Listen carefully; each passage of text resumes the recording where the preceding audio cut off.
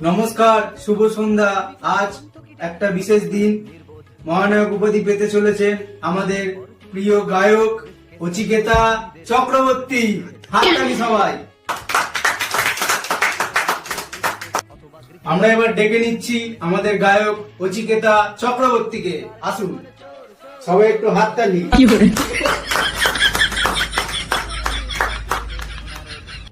এবার আমরা ডেকে নেব আমাদের তথ্য শিল্প মন্ত্রী গান্ডু পাল।